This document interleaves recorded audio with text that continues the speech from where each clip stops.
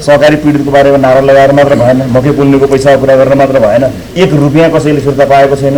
पीडितलाई सम्पत्ति जफत गरेर भए पनि पैसा त फिर्ता दिनु पर्यो कि त्यसलाई पुर्याउने, अझै 2 महिना पुर्याउँ, 4 महिना पुर्याउँ, 15 महिना पुर्याउँ त भन्ने होइन।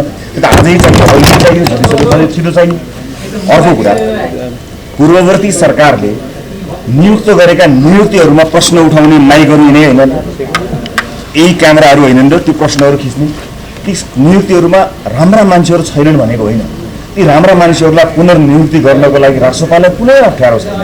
तर राजनीतिक नियुक्तिहरू परिवारवादमा गए, पार्टीका नजिकका मान्छेहरूले पार्टीमै पोजिसन भएका कारणले, पार्टीको राजनीतिक आस्था र आडका कारणले राज्यका निकायहरूमा भर्ती केन्द्र भयो भनेर उठेको होइन र प्रश्न।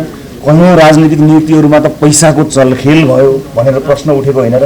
तिनलाई सम्बोधन गर्नको निमित्त हामीले पाएको म्यान्डेट त्यो फेर त्यो हटाऊ भनेर पाएको म्यान्डेट त होला नि, कि त्यसलाई 4 महिना पुरा 5 महिना पुरा भन्नु पर्ला। हामी सबै गरिसक्छौँ। जुन चिजका लागि पुर्नुभन्दा छिटो गर्नु वाञ्छनीय हुन्छ त्यस्ता कुराहरूलाई अध्यादेश मार्फत सरकारले ल्याएको।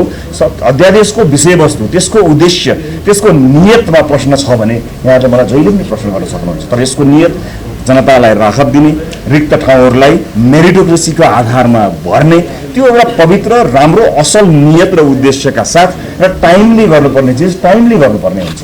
हामी त्यसको लागि हामी तयार भएका हौँ।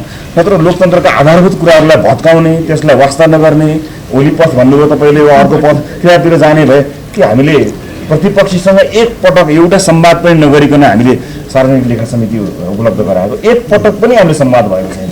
त्यो त के भने त्यो त एउटा मर्म हो बाध्यता। यस्ता चिजहरू त हामी नाग्दैनौँ नि, तर आवश्यक परेको कुरा भएको हुनाले अध्यादेशको कुरामा यति भने मैले